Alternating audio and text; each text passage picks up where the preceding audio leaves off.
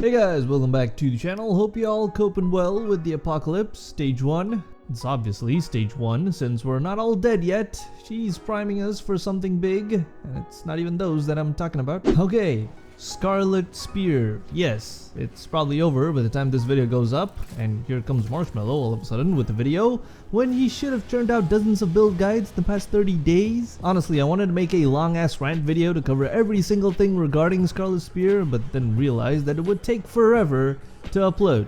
So we're just gonna have to continue ranting in the comments. This video is gonna be more suited for the regulars. If you're just looking for some quick entertainment, please save yourself some time and skip this one. If you're new, there are plenty of actually brilliant Warframe YouTubers out there who are both funny and interesting. I'm not one of them, so please continue your search on YouTube. I do also recommend having the video play in the background while you get some coffee or the morning fap out of the way. There ain't gonna be much to see on screen, and if there is, then I'll let you know. Timestamps are available in the video description. I will not be talking about bugs and just moaning, "Oh, fix your game, DE." I feel like that's a meh argument to make these days, and honestly, bugs ain't even the real issue with Scarlet Spear as far as I'm concerned. Not even close. There's also not gonna be a part where I suggest fixes or improvements like a big TP brainiac. Y'all should already know how pointless that is. I'm not gonna pretend as if I'm some sort of super powerful content creator who can bend DE to my will and have them make useless Warframe augments for me to jerk off to with my imaginary homosexual followers. I just want to talk to you guys about Scarlet Spear, rant a little bit, and like all your comments.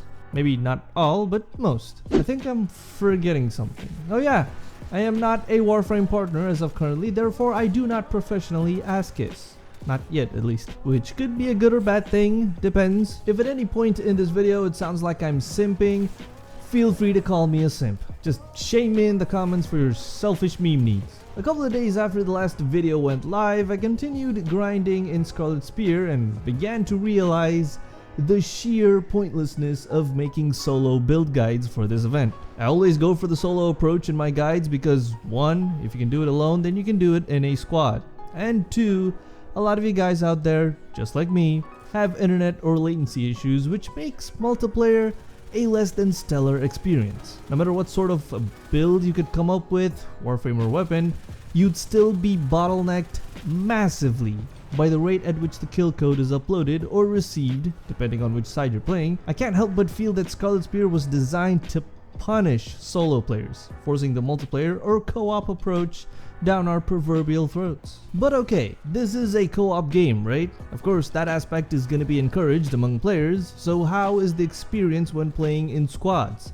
Bueno or no bueno, Mello? Again, I really did not enjoy any single part of Scarlet Spear. To put it into numerical terms, 4 out of 10 at best. Sure, there were some good laughs when I first jumped in with the Discord boys, which quickly faded away as soon as the game-breaking bugs made their presence known, but it's when I understood how the system worked, or was supposed to work, the first thing that popped into my mind was, wow, that's ballsy, and not even in a good way. Having a system where one game mode depends on the other over an untested format and somewhat unreliable network code, that's a ballsy move. But whatever, it seemed to work for the most part, so I continued playing, or grinding for the arcanes, because the word playing implies a form of enjoyment.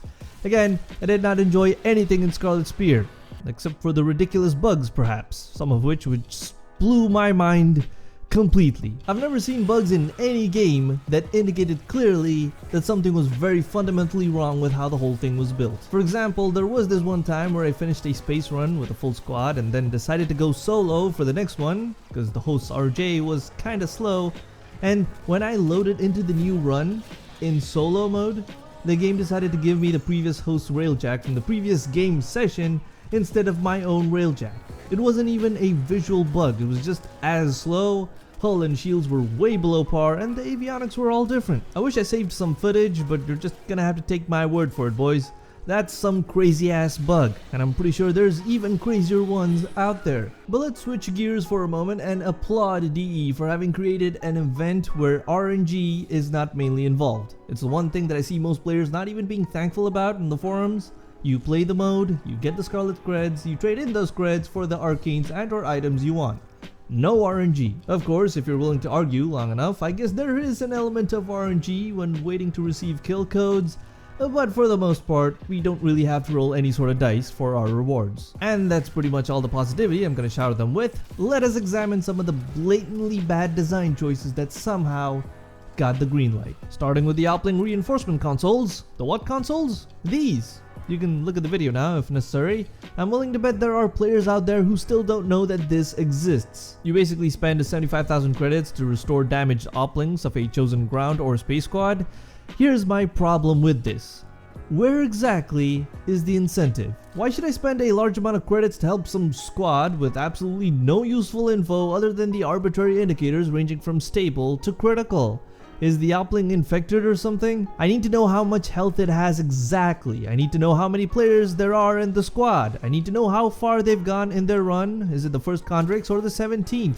There's just so much of crucial info missing here. It all needs to be here for me to even make an educated guess of whether my hard-earned credits are going to be well spent or just wasted. And remember, you do not get any sort of reward from this pathetic financial support system. You might say, hey, I felt good for just helping out a squad get their run done and therefore contributing to the total Murex count. That squad could be just about wrapping up their run, or they could just be starting out and are simply getting overwhelmed because of being under-geared, if you will. In both cases, you would have wasted a lot of credits, and with how crazy the bugs are in Scarlet Spear, who knows? Maybe the credits got siphoned off into Nathaniel's pockets. Maybe this whole thing is an elaborate scam, so it's not a mystery the slightest why no one uses these. If you do, you really shouldn't. What the game devs could have done instead is replace the Opling reinforcement consoles with a console that allowed you to travel between flotillas.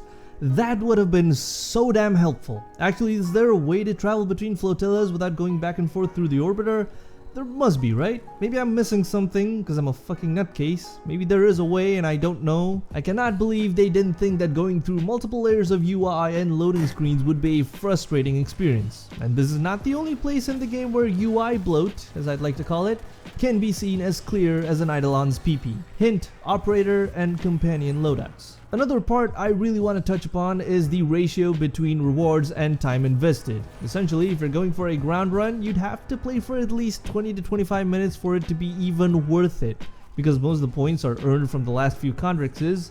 With space runs, it's the last couple of Murexes. Though if you have a competent squad for space runs and bugs don't come banging through the door, it's not that bad. Not bad at all. But my point is, I can't pause the game once it starts. I can't play easy 5-minute runs and then take breaks in between.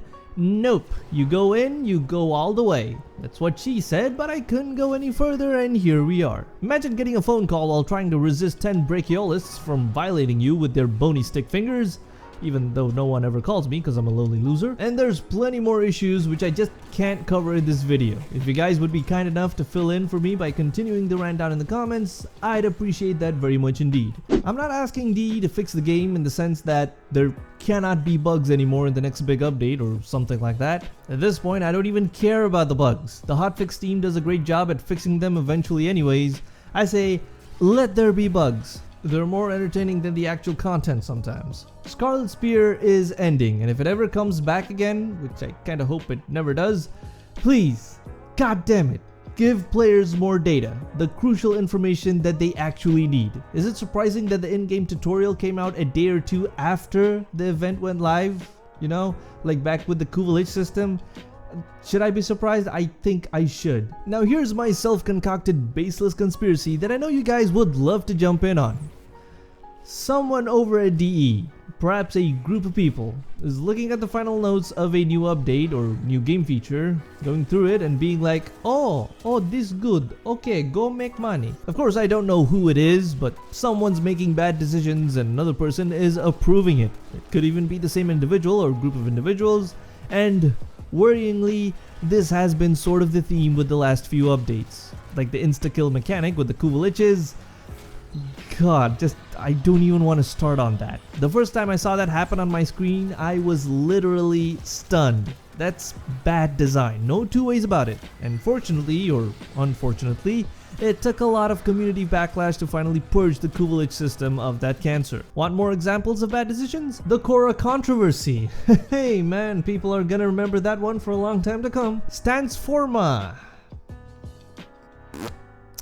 That's my soft and fluffy brain. It just went. Okay, I'm done. I just want to get back to normal content after this, and hopefully things pick up pace for me so I can continue being the fluffy content creator you guys love to meme on. Will I cover Nightwave 3? Probably not. Lots of interesting content though, so we'll see how it goes. Also, D is up to something with their test cluster program, which I unfortunately was not able to get access to. They were supposed to have the entry open for 24 hours, but mysteriously cut it short by 12 hours. If I can ask for one thing, please be consistent, D. As always, thanks so much for watching. If you made it all the way here, then big fluffy warm head pats from me to you. You want more head pats? Patreon link in the description. Gets you into the Discord server automatically. That's all for now. Catch you guys real soon in the next video.